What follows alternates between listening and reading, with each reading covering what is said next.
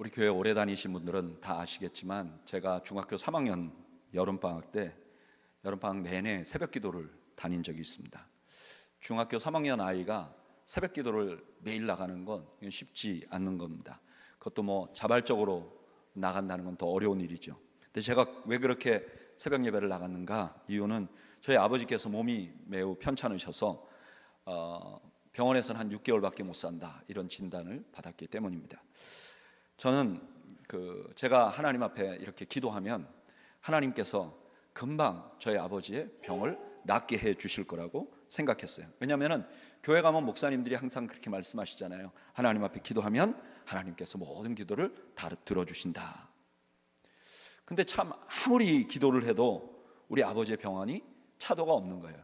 어떻게 보면 기도를 하면 할수록 저희 아버지는 점점 더 낙심하고 나중에는 약간 인생을 포기하신 것 같은 그런 느낌이 드는 거죠. 그러니까 처음에는 이게 기도를 하는데 그래도 간절하게 기도하는데 이게 안 이루어지니까 계속 기도하면서 내가 이거 지금 허공에다 기도하는 거 아닌가? 이거 내가 쓸데없는 짓 하는 거 아닌가? 그런 생각이 들더라고요. 그 다음에는 허공에다 하는 거 아닌가 하는 생각이 들다가 그 다음에는 어떤 생각이 드냐면은 하나님이 나에게는 관심이 없는 거 아닐까? 하나님은 워낙 높은 분이니까 뭐 나 같은 사람 하나의 기도를 혹은 나의 상황을 하나님이 이해해 주지 못하는 거 아닌가? 그러면서도 계속 기도하고 한참 기도를 더 하니까 어떤 마음이 드냐면은 내가 이렇게 자꾸 기도하니까 하나님이 숨어버렸나 보다. 그러니까 제 눈에 보이는 세상은 하나님이 출타 중인 상황 같이 보이는 거예요. 그러니까 마음에 하나님께 대한 분노가 생기는 거죠. 그래서 오랫동안 아주 기도하기가 어려웠습니다. 그 일 이후에 기도하면 자꾸 화가 나는 거예요. 그리고 기도를 하면서 불평을 하는 거죠. 근데 저의 이런 불평에 확신을 준 말씀이 있어요. 내가 불평하는 게 당연하다, 정당하다, 그런 확신을 준 말씀이 있어요. 그게 오늘 본문 말씀이에요. 예수님께서 우리에게 기도를 가르쳐 주셨는데 첫 번째 말씀이 뭐냐면 아버지, 너희의 기도를 들으시는 분을 분명히 알아라, 아버지. 두 번째 말씀이 뭐냐면 하늘에 계신, 제가 그렇게 생각하는 거죠. 그럼 그렇지, 저렇게 높은 데 계시니까 내가 보이기나 할 거야? 나한테 관심이나 있을까? 그러면 이렇게 생각되잖아요. 넌 그래도 하나님의 아들이야, 넌 하나님의 자녀야. 제가 이렇게 생각하는 거죠. 여기 세상에 하나님의 자녀가 적어도 10억은 넘을 텐데 저렇게 자식이 많으면 하나님이 나 같은 자식을 관심을 가질까? 이 말씀이 저에게 그런 부정적인 확신을 줬던 말씀이었어요. 그런데 사실 이 말씀은 제가 부정적으로 받았던 그 의미에 완전히 정반대 의미를 가진 말씀이에요. 하나님이 하늘에 계시다 하는 말씀은 그러면 어떤 의미를 가지고 있는가? 첫째는요, 기도를 들으시는 분이 누구신지를 알려주는 말씀이에요. 우리는 흔히 하늘에 계신 아버지 이렇게 기도를 할 때는 우리 하나님이 어디 계신가? 어디 계시죠? 하늘에 있구나, 이렇게 생각하면서 이 본문을 봤단 말이에요. 그래서 뭐 여러분들 들어보신 적이 있는지 모르겠지만 옛날에 목사님들께서 설교 중에 예화로 뭐 러시아의 우주인 유리 가가린이라는 사람이 그 공산주의 생각을 가지고 최초로 이 우주에 올라갔는데 올라가서 첫 번째 한 말이 내가 우주에 와 보니까 하늘에 하나님이 안 계시다, 이런 말을 했다. 근데 사실은 유리 가가린은 하늘에 올라가서 제일 먼저 한 말이 지구는 푸르다, 이 말을 했대요. 그리고 실제로 굉장히 신실하신 신자였다고 합니다. 절대 이런 말을 안 했대요. 그럼 왜 이런 말이 퍼졌느냐? 어떤 사람이 만든 거죠. 근데 왜 이런 말이 만들어졌느냐? 사람들 생각 가운데 하늘에 계신 하나님, 그러면 하나님은 저 어디 하늘 위에 있다, 어떤 위치적으로. 그러니까 하늘에 계신 하나님은 하나님이 어디 계신가를 설명하는 말이라고 생각했기 때문에 그렇죠. 그런데 이 성경 문화에서, 특별히 구약 성경에서는 하늘에 하나님이 계시다, 하나님이 하늘에 계시다 하는 말은 하나님이 계신 곳을 의미하는 것이 아니라 하나님이 어떤 분인가 하는 것을 설명한다는 거예요. 그러니까 이 말씀도 예수님께서 하늘에 계신 우리 아버지여 할 때 이 하늘에 계시다는 게 하나님이 어떤 분인지 알려주기 위해서 해주신 말씀이라는 거예요. 그러면 하나님은 하나님이 하늘에 계시다고 하면 그 말은 하나님이 어떤 분이라고 설명하는 것인가? 첫째로는요, 하나님이 전능하시다는 것을 알려줘요. 시편 115편 5절 우리 다 같이 한번 읽어볼까요? 읽어보죠. 시작. 오직 우리 하나님은 하늘에 계셔서 원하시는 모든 것을 행하셨나이다. 아멘. 우리 기도를 들으시는 분이 하늘에 계신 하나님이라 하는 뜻은 그 하나님은 원하시는 것은 뭐든지 하실 수 있는 분이라는 거예요. 여러분 믿으십니까? 그러시다는 거예요. 다 우리가 흔히 쓰는 말로 하면 불가능한 일이 없는 분이라는 거예요. 이거는 하나님에 대해서 성경이 우리에게 소개할 때 맨 처음에 하신 말씀이에요. 창세기 18장 14절에 하나님께서 아브라함에게 자기를 소개하기를 이렇게 말해요. 여호와께 능하지 못한 일이 있겠느냐. 하나님은 능하지 못한 일이 없는 분이에요. 불가능한 일이 없는 분이에요.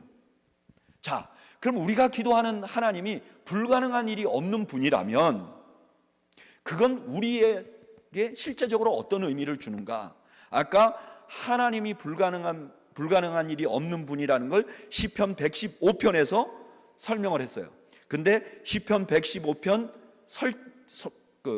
선언을 하고 그 뒤에 뭐라고 말하느냐? 11절에 이스라엘아 여호와를 의지하라. 그는 너희 도움이시요 너희 방패시로다. 아론의 집이요 여호와를 의지하라. 그는 너희의 도움이시요 너희 방패시로다. 여호와를 경외하는 자들아 너희는 여호와를 의지하라. 하늘에 계신 하나님은 못하시는 일이 없다 이렇게 말하고 나서 그 다음에 이 시편이 계속해서 강조하는 게 뭐냐면 하나님을 의지하라는 거예요. 그러니까 이건 무슨 뜻이냐면 하나님이 전능하다는 것을 아는 사람이 보여야 될 자세는 뭐냐면 하나님을 끝까지 의지하는 거예요. 이런 모습을 가장 잘 보여주는 것이 홍해를 앞둔 이스라엘 백성들이에요. 여러분, 이스라엘은 애굽에서 종살이를 했습니다. 근데 하나님께서 강력한 능력으로, 하나님의 전능하신 능력으로 애굽에 10가지 재앙을 줬어요. 그래서 이 10가지 재앙은 하나님이 얼마나 능력이 많으신지를 보여준 거예요. 그리고 나서 이분들이 애굽에서 탈출을 합니다. 그리고 탈출을 하고 얼마 안 돼서 이분들이 홍해를 만나요. 근데 뒤에서는 누가 쫓아오느냐? 애굽 군대가 이제 쫓아와요. 그러니까 백성들은 다 죽겠다고 난리를 펴요.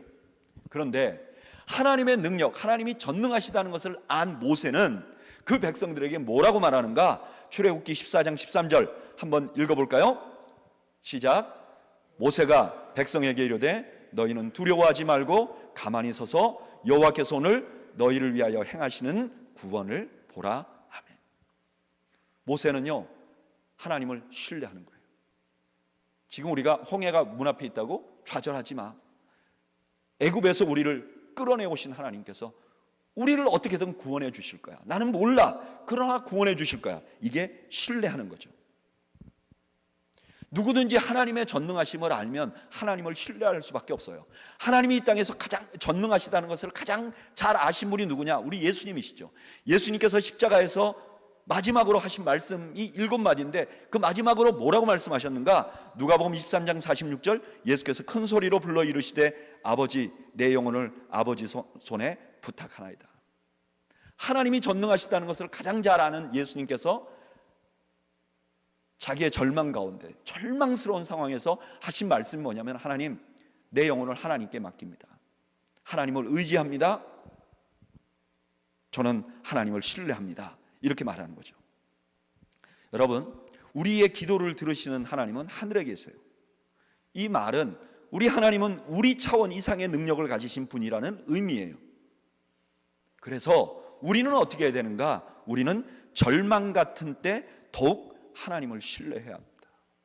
저는 여러분들이 하나님이 전능하시다는 것을 알고 끝까지 하나님을 신뢰하시는 여러분들이 되시길 바라요.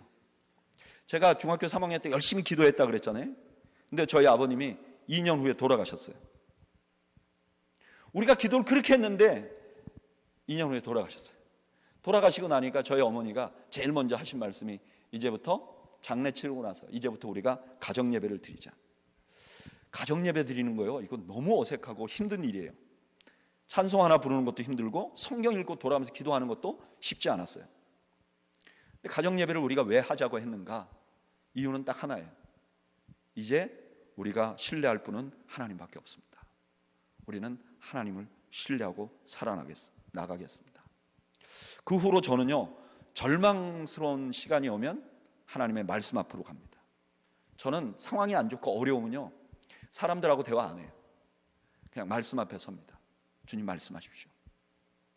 저는 하나님을 신뢰합니다. 저 혼자 그렇게 하기도 하지만 저희는 가정 예배를 드려요. 평소에 가정 예배를 안 하더라도 어려움이 생기면 우리 같이 기도하자, 같이 성경 읽고 하나님 앞에 예배하자. 이유는 우리가 하나님을 신뢰하고 있다는 것을 우리가 선언하기 위해서죠. 제가 이렇게 성경 읽고 예배하자 그러잖아요. 그러면 사람들이 이렇게 생각해요. 아, 저 이 목사는 위기가 오면 아무것도 안 하는구나. 심지어 저의 아이들도 아빠가 위기가 왔는데 아무것도 안 하시는구나, 이렇게 생각했어요. 근데 저는요, 제가 알고 있는 지식 속에서 가장 효과적인 일을 하고 있는 거예요. 어떤 일을 하는 것보다 더 효과적인 게 뭐냐? 하나님을 끝까지 신뢰하고 있다는 것을 하나님께 보이는 것.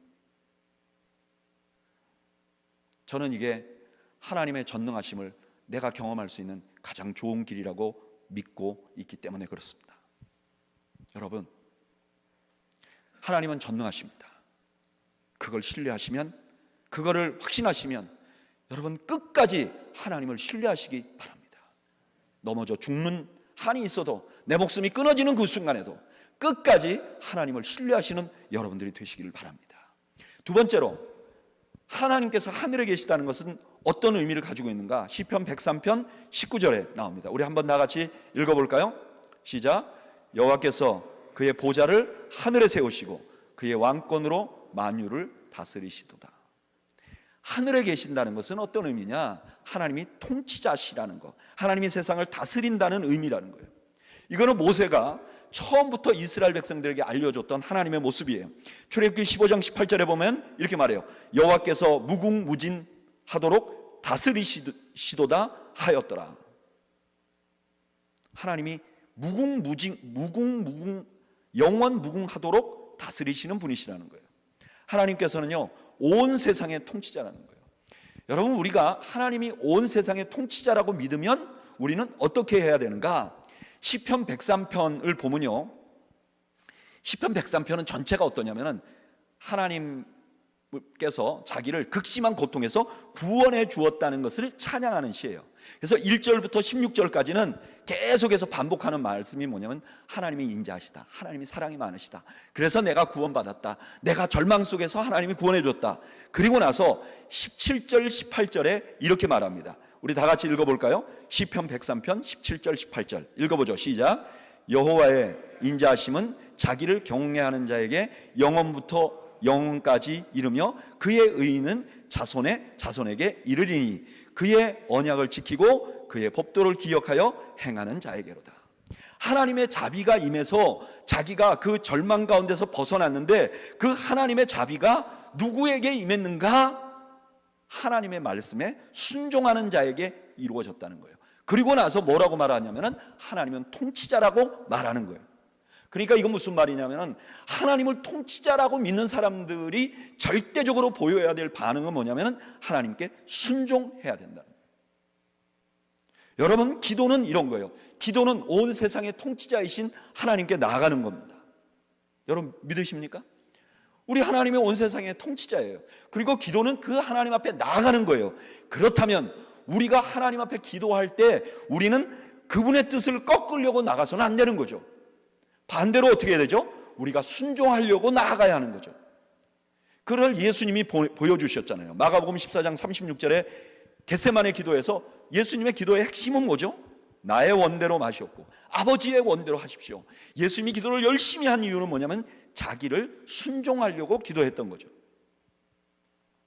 저는 이 말씀을 묵상하면서 아주 중요한 사실을 하나 알게 됐어요. 제가 그전에는요, 기도를 시치푸스의 저주라고 생각했어요. 혹시 시치푸스의 저주가 뭔지 아세요?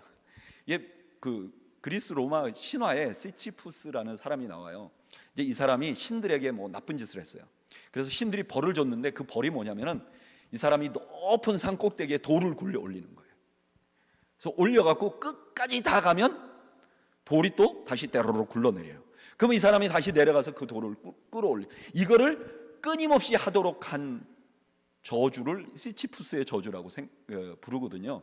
근데 저는 기도가 그런 것 같은 느낌이 드는 거예요. 왜냐하면 저희한테 막 인생을 살아가다 보면 어려운 일이 생기잖아요. 그럼 우리가 그걸 벗어나려고 막 기도를 하잖아요. 그래서 뭐 어떤 때는 뭐 어떻게 넘어지기도 하고 쓰러지기도 하지만 그 기도가 응답돼 가지고 거기로부터 참 자유하게 되잖아요. 그럼 마음이 너무 기쁘잖아요. 하나님이 내 기도를 들어주셨어. 근데 그 기도가 끝나고 나면 그 다음에 평생을 편안한가요? 조금 있으면 또 다른 기도가 생겨요. 그래서 그 기도를 가지고 또 산 위에 돌을 굴려 올라가듯이 막 기도를 가지고 올라가는 거죠. 기도가 뭐같이 느껴지냐면 노동같이 느껴지는 거예요. 이런 위기가 생겼으니까 내가 여기서 기도줄을 놔버리면 나는 영원히 굴러떨어져서 낭떠러지 안에 들어가는 것 같은 느낌이 드는 거예요. 그러니까 이걸 어떻게든지 내가 기도를 가지고 하나님 앞에 나아가서 하나님을 설득하고 달래고 애써서 내가 이걸 응답받아야지. 그러니까 기도가 노동같이 느껴져요. 그런데 반대로 하나님 뜻에 순종하려고 기도하면 기도가 완전히 달라집니다. 여러분 어떤 문제를 놓고 하나님 뜻에 순종하려고 기도해 보세요. 그러면요 기도가 노동같이 안 느껴져요. 설사 응답이 안 돼도 그 안에서 자유해요. 저도 얼마 전에 제가 개인적인 기도 제목이 생겼어요.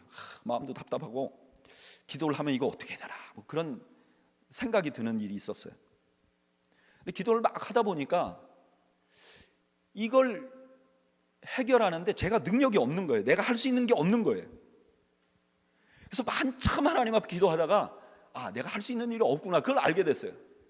그래서 그 다음에 주님에게 이렇게 기도했어요. 주님, 나는 할 수 있는 게 없다는 걸 알게 됐습니다. 그러니까 주님께 맡겨드리니까 이제 주님께서 알아서 하십시오. 제 아내가 저보고 너무 뻔뻔하다고 그래요. 보통은 우리가 답답한 일이 자기가 만든 경우가 있잖아요. 너무 뻔뻔하다는 거예요.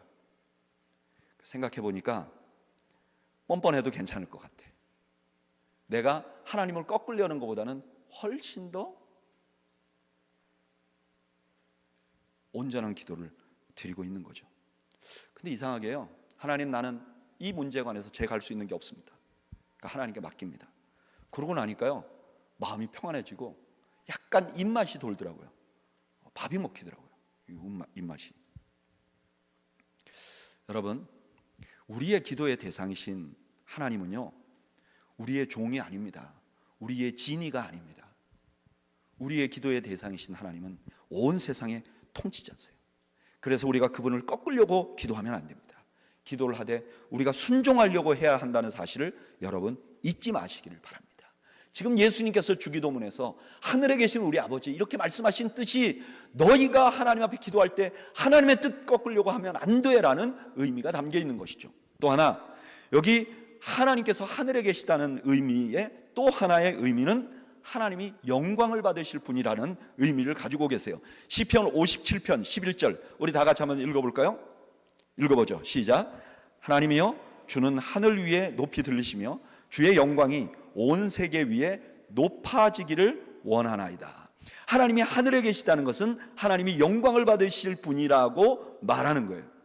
여러분 사실 하나님은요 영광을 받으셔야 될 분이세요. 이사야 48장 11절에 뭐라 그래요? 내 영광을 다른 자에게 주지 않겠다. 하나님 본질적으로 영광을 받으셔야 될 분이에요. 그런데 하나님이 영광을 받으셔야 될 분이라는 것이 기도를 하는 우리들에게 어떤 의미가 있는가? 시편 57편 11절을 우리가 봤는데 시편 57편을 자세히 보면요 시편 57편에서 시인은요 사자굴 속에 있는 것 같은 상황에 있어요. 시편 57편 4절 내 영혼이 사자들 가운데서 살며 내가 불사르는 자 중에 누웠으니, 그러니까 절망적인 아주 자기를 공격하는 자들 안에 있다는 거예요. 근데 이렇게 4절에 말하고 나서 이 시인이 뭐라고 말하는가? 11절과 똑같은 고백을 해요. 하나님은 높이 올려지시고 영광을 받아 주십시오.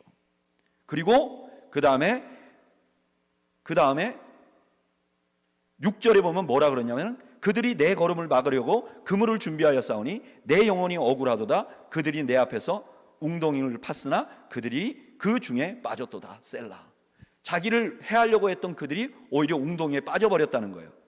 그리고 나서 또 시인은 하나님께서 영광을 받으셔야 될 분이라고 말하는 거예요. 다시 말하면 절망 중에 사자들 가운데 마치 다니엘이 사자굴에 숨어 있을 때처럼 그런 절망적인 곳에서도 시인은 뭐라고 말했냐면 하나님, 하늘에 계신 하나님 영광 받으십시오. 그리고 이제 자기가 그 하나님의 도움으로 구원을 받았어요. 오히려 자기를 해하려는 사람들이 구덩이에 빠졌어요. 마치 다니엘을 해하려는 사람들이 오히려 사자굴에 들어가서 사자들에게 먹이가 됐듯이 그렇게 됐어요. 그 다음에도 또 하나님 영광을 받으십시오. 그러니까 이 시인은 어떻게 말하냐, 내가 잘 돼도 하나님께 영광, 내가 못 돼도 하나님께 영광, 이렇게 말하는 거예요. 이거를 사도 바울은 뭐라고 표현하냐면은 로마서 14장 8절에 우리가 살아도 주를 위하여 살고 죽어도 주를 위하여 죽나니 그러므로 사나 죽으나 우리가 주의 것이로다.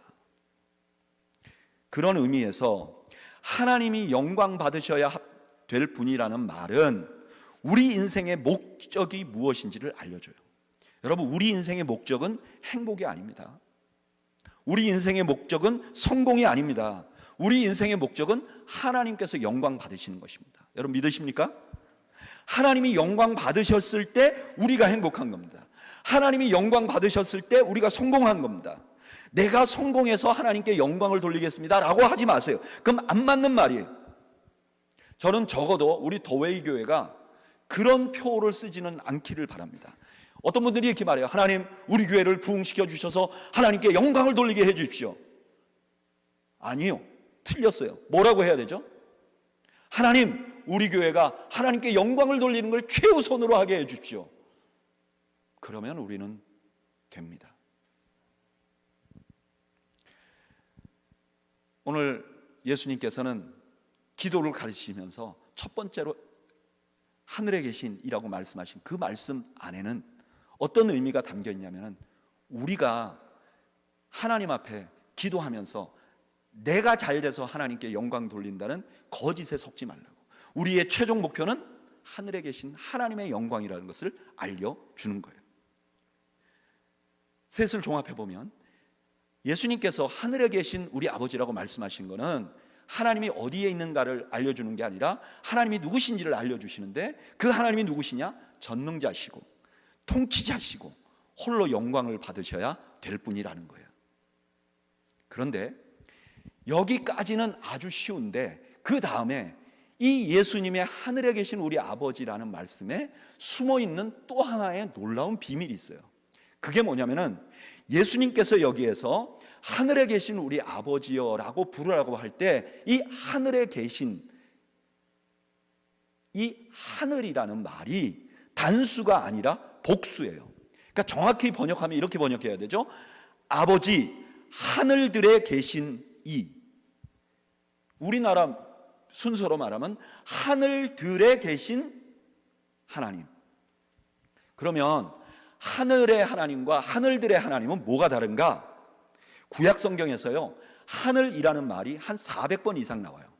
근데 딱 6번만 단수로 나와요.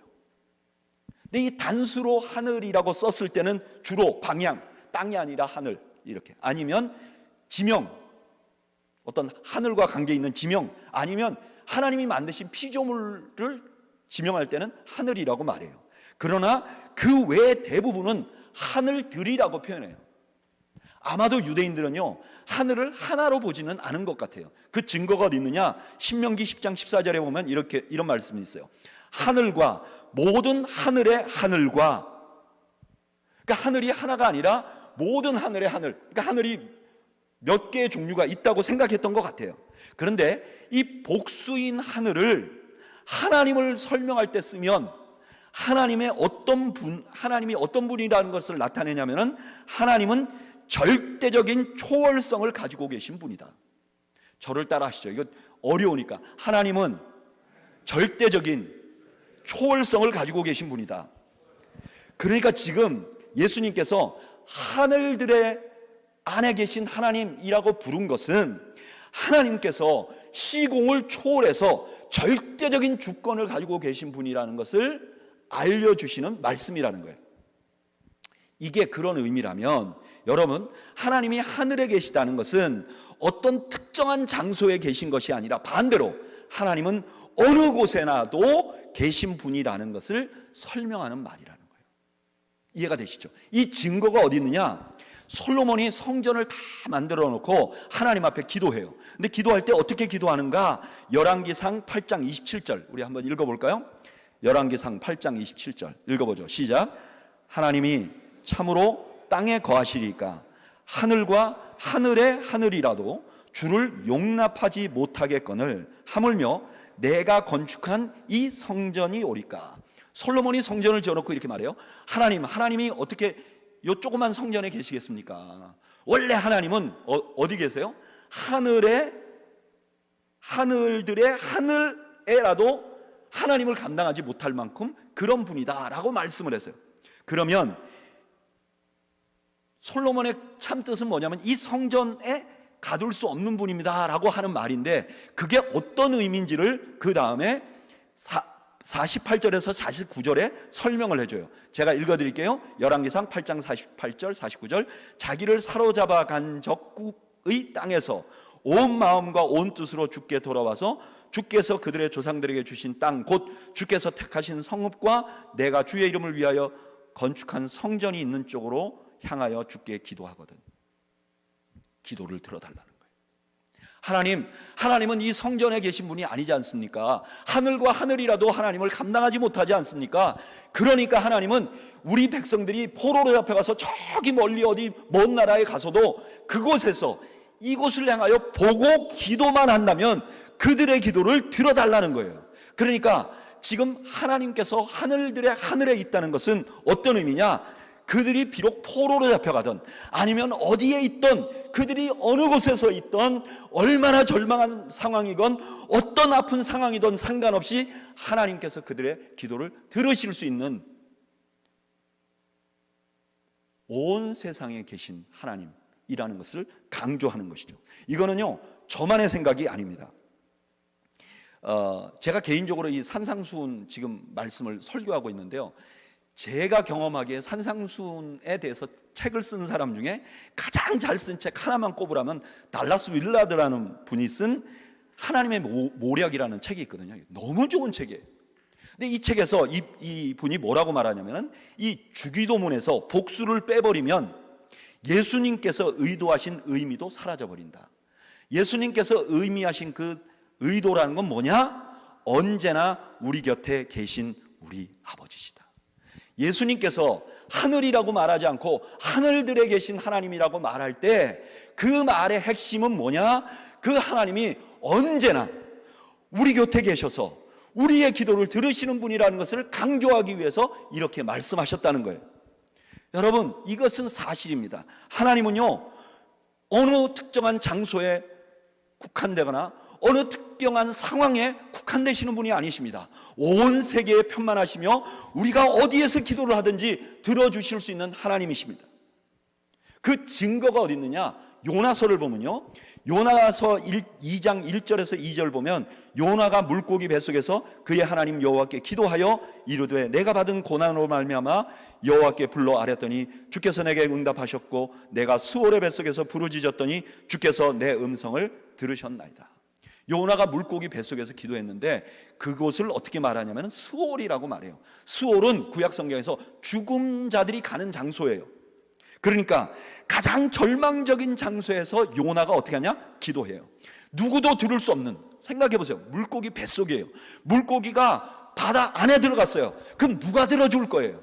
누가 그것을 건져줄 거예요? 아무런 희망도 없고 절망적인데 요나가 기도를 해요. 그런데 거기서 하나님이 들으셨다는 거예요. 우리 하나님은 그런 하나님이시죠. 우리가 느끼기에 하나님께서 듣지 않는다고 생각하는 그 상황 속에서도 우리의 기도를 들으시는 하나님이신 거죠. 우리 예수님께서 하늘에 계신 우리 아버지라고 말씀하신 것은 기도를 하는 우리들에게 이렇게 말씀하시기 위해서죠. 우리가 기도하는 대상인 하나님은 천지에 편만하시며 천지에 계신 이 땅에 국한되지 않는 하나님이야. 그러니까 어느 상황에 있든지 그 하나님께 기도할 수 있다고 말하는 거죠. 제가 설교 초대에 말씀드렸던 저희 아버지께서 돌아가시고 저희 가족은 가정 예배를 드리면서 새로운 삶을 시작했어요. 근데 저희 가족이 그 뒤로부터 너무너무 어려웠어요. 그래도 우리는 계속 기도했어요. 기도할 때 하나님께 뭐 신뢰감이 있어서 기도한 게 아니라 여전히 하나님과 거리감이 있었어요. 하나님 내 기도 안 들어주신다. 그리고 아무런 변화도 없었어요. 그리고 계속 제 마음에는 하나님은 저 멀리 어디 계셔가지고 저 하늘 위에 계셔가지고 내 기도 듣지 않는다. 그렇게 생각했어요. 확신했어요. 그런데도 계속 기도했어요. 왜 기도했는가? 무슨 희망이 있거나 하나님을 신뢰해서가 아니라 아무도 우리를 도와주지 않는 거예요. 제가 기억하기에 저희 아버님이 돌아가시고 10년 동안 이제 제일 저희가 어려웠는데 그 10년 동안에 저희 가족이 너무 어려웠어요. 딱 2번. 저희 아버님 형제들이 8남매예요. 저희 어머님 형제들도 9남매예요. 근데 딱 2번 우리 아버님, 우리 어머님 형제들에게 부탁을 한 적이 있어요. 이때 너무 어려우니까 좀 도와달라고. 근데요, 가장 가까운 친척인데 아무도 도와주지 않았어요. 그래서 저는 지금도 누구에게 부탁하기 너무 싫어합니다. 가능하면 신세 지는 것도 싫어요. 왜냐하면 해도 안 된다 이런 생각이 너무 확신이 들어서. 왜 기도했는가? 아무것도 할 수 없으니까 기도한 거죠. 뭔가 부탁할 일이 있고 뭔가 내 능력이 있고 내가 해낼 수 있었으면 기도 우리는 중단했을 것 같아요. 근데 아무것도 할 수 없으니 기도한 거죠. 그리고 40년 넘게 지났습니다. 제가 이번에 설교 준비하면서 저의 삶을 돌아봤어요. 근데 제가 확신한 게 하나 있어요. 그게 뭐냐면은 그때는 제가 전혀 느끼지 못하고 하나님을 신뢰하지도 못했고 하나님이 나의 삶에 개입하신다는 것도 느끼지 못했는데 40년이 넘어서 지금 돌아보니까 분명한 것은 하나님께서 나와 함께 하시면서 나의 기도를 들으셨다는 거예요. 분명한 건 믿음이 없이 한탄하듯 하나님 앞에 올린 기도도 하나님이 들으셨다는 거예요. 그 증거 중에 하나가 뭐냐? 제가 대학교 2학년 때 하나님 앞에 유학 가고 싶다고 기도했어요. 한번 생각해 보세요. 지금 먹는 게 어려운 상황인데 제가 유학 가고 싶다고 기도했어요. 정말 말도 안 되는 기도인데 그냥 제가 하도 답답하니까 질렀던 것 같아요. 근데 저는 그때 그 하나님이, 우리 하나님이 제 기도를 듣지 않는다고 생각했어요. 근데 하나님께서는 그 기도를 들으신 것 같아. 근데 얘가 답답해. 기도는 하는데 공부도 안 하고 돈도 없어. 얘를 유학을 보내야 되겠는데 준비가 안 돼 있으니까 한 10년 정도 기다리신 것 같아요.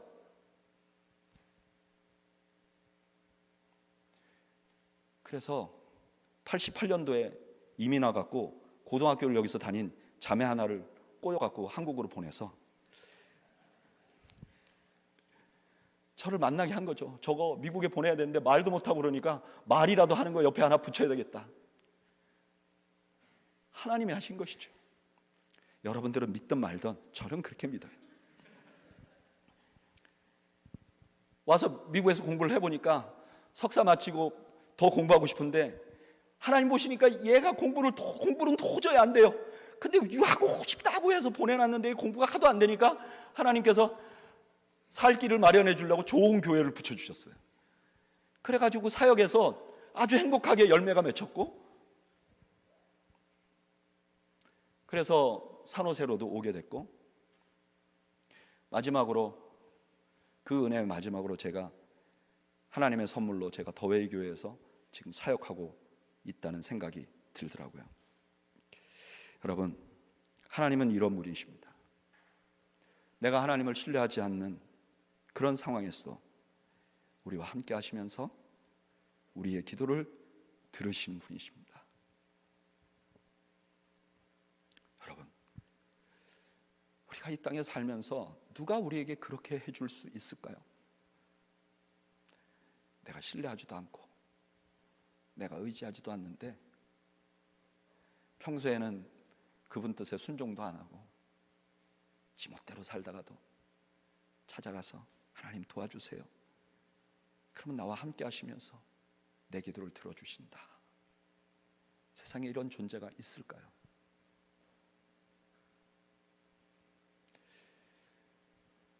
이 마태복음을 쓴 마태가 마지막으로 예수님께서 하신 말씀 중에 마지막으로 기억했던 말씀 뭐였냐? 마태복음 28장 20절, 내가 너희에게 분부한 모든 것을 가르쳐 지키게 하라. 볼지어다 내가 세상 끝날까지 너희와 항상 함께 있으리라. 지금 오늘 우리 주님께서는 기도하는 우리에게 그것을 알려주고 계시는 거죠. 하나님께서는 하늘에 계신 분이야. 우리가 생각하는 것보다 훨씬 크시고 훨씬 능력이 있으시고 훨씬 높으신 분이야. 그분이 너가 어디에서 어떤 상황에 기도해도 너와 함께 하시며 너의 기도를 듣는 거야. 잊지 말라고 우리에게 말씀하고 있는 거죠. 오늘 예배 나오신 여러분, 여러분들의 기도, 여러분들이 기도하는 기도의 제목들이 있으실 거예요. 저는 여러분들에게 당부합니다. 여러분 기도하는 것을 중단하지 마십시오. 아무리 답답하고 기도 응답이 안 되는 것 같아도, 나 혼자 외치는 것 같아도 기도하십시오. 하늘에 계신 하나님께서 나의 부족하고 성심 없는 기도를 들으시고 내가 기도하는 것보다 더 좋은 곳으로 우리에게 주시기를 원하시는 분이십니다. 우리 그 하나님을 생각하면서 찬양을 한 곡 드리겠습니다. 이 가사가 참 너무 좋아요. 나의 기도하는 것보다 더욱 응답하실 하나님, 내가 기도하는 것보다 더 많은 것을 준비하시고 더 철저히 준비하시고 더 온전하게 준비해 주시는 주님, 나는 그 주님의 영광을 돌리기를 원합니다. 우리 한번 그런 마음을 가지고 하나님 앞에 찬양하겠습니다.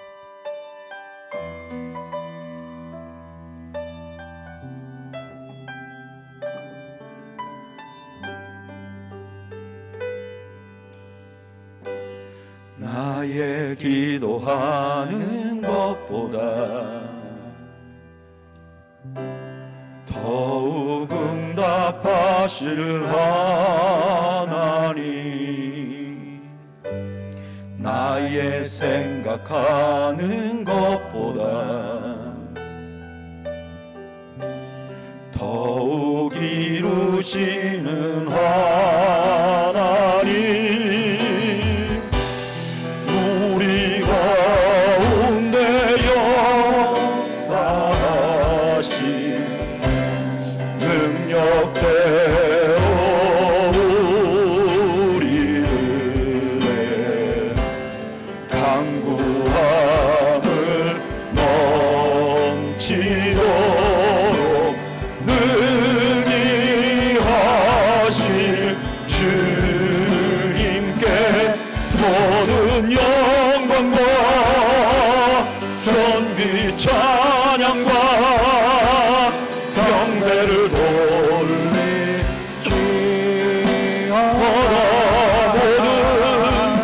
모든 영광과 존귀 찬양과 경배를 돌릴지어다.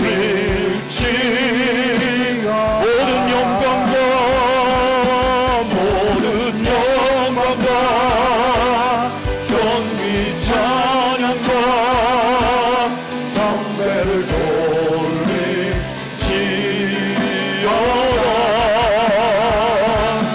모든 영광과 존귀 찬양과 경배를 돌릴지.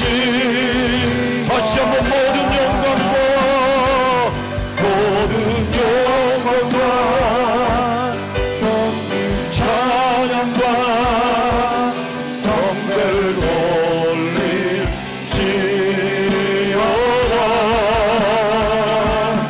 모든 영광과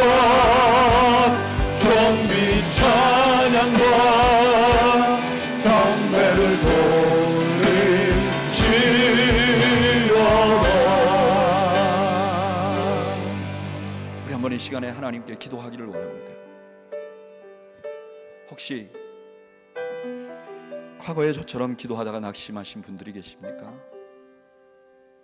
포기하신 분들이 계십니까? 기도를 가지고 뭔가 해내려고 하는, 하나님을 꺾어보려고 하다가 지쳐 계신 분들 계십니까? 그런 분들에게 오늘 예수님께서 이렇게 말씀하십니다. 우리 아버지는 하늘에 계시오. 영광을 받으셔야 할 분, 온 세상의 통치자이시고 못하는 것이 없으신 분이 너와 함께하고 너의 기도를 듣고 계셔 라고 말씀하십니다. 우리 이 시간에 나의 기도를 듣고 계신 하나님, 낙심하지 않겠습니다. 절망하지 않겠습니다. 하나님, 나를 도와주옵소서. 우리 하나님께 이 시간 고백으로 기도를 올려드리겠습니다. 우리 함께 기도하겠습니다. 주여,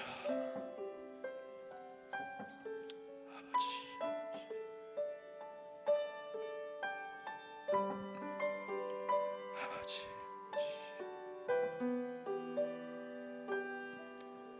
아버지, 주여, 하나님,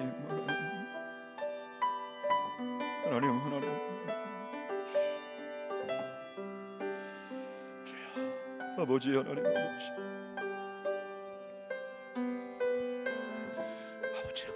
아버지 하나님, 주여, 지켰습니다. 주시옵소서. 아버지, 주여, 베풀어 주시옵소서.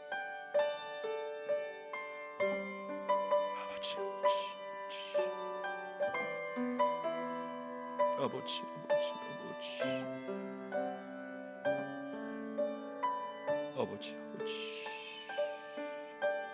하늘을 베풀어 주시옵소서.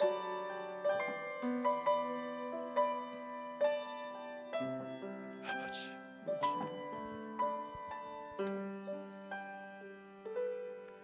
이제는 우리에게 기도를 가르쳐 주시고 우리를 위하여 십자가를 지신 우리 주님 예수 그리스도의 은혜와 하늘에 계셔서 우리의 기도를 들으시고 그 독생하신 아들을 보내주신 우리 아버지 하나님의 놀라우신 은혜와 성령님의 교통하시고 감동하시는 역사가 오늘 하늘에 계신 아버지께 기도하기로 결단하는 주의 백성들의 머리머리 위와 이들의 가정과 이들의 생업 위에 지금으로부터 영원 무궁토록 함께 있을지어다. 아멘.